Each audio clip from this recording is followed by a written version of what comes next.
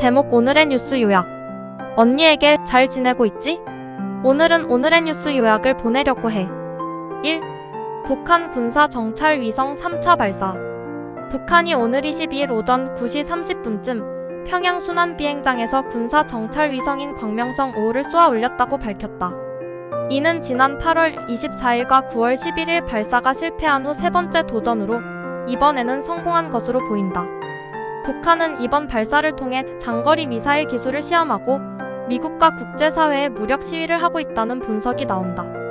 이에 따라 한반도 긴장이 고조될 수 있다는 우려가 커지고 있다. 해시태그 북한, 해시태그 정찰 위성, 해시태그 장거리 미사일, 해시태그 무력 시위, 해시태그 한반도 긴장. 2.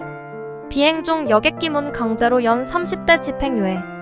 지난 8월 29일 비행 중 여객기 문을 강제로 연 30대 남성이 집행유예를 선고받았다. 이 남성은 인천국제공항을 출발해 일본 하네다 공항으로 향하던 대한항공 여객기에서 술에 취해 문을 열고 밖으로 뛰어나갔다. 이로 인해 비행기는 비상 착륙을 했고 승객 260명은 공포에 질렸다. 재판부는 이 남성이 정신질환을 앓고 있다며 집행유예 2년을 선고했다. 다만 보호관찰과 치료 명령을 내렸다. 해시태그 비행기, 해시태그 문, 해시태그 강제 개방, 해시태그 정신질환, 해시태그 보호관찰, 해시태그 치료. 3. 가짜 휴직 가짜 채용 국고 보조금 16억 부정수급. 지난 21일 가짜 휴직과 가짜 채용을 통해 국고 보조금을 부정수급한 110명이 검찰에 송치됐다. 이들은 중소기업을 운영하며 휴직이나 채용을 하지 않고도 정부의 지원금을 받았다.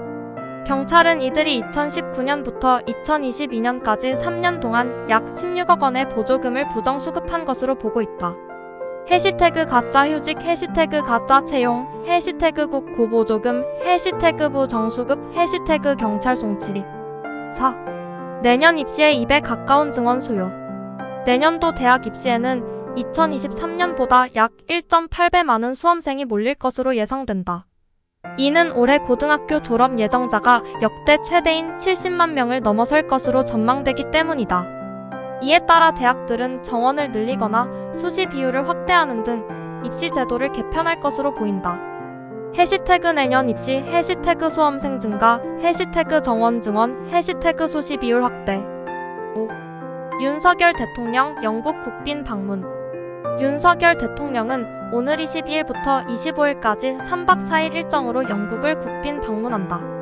윤 대통령은 이번 방문에서 찰스 3세 영국 국왕과 엘리자베스 2세 왕비를 예방하고 경제협력 방안 등을 논의할 예정이다.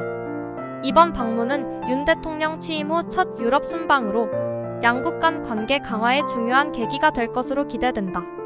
해시태그 윤석열, 해시태그 영국, 해시태그 국빈 방문, 해시태그 찰스 3세, 해시태그 엘리자베스 2세, 해시태그 경제협력.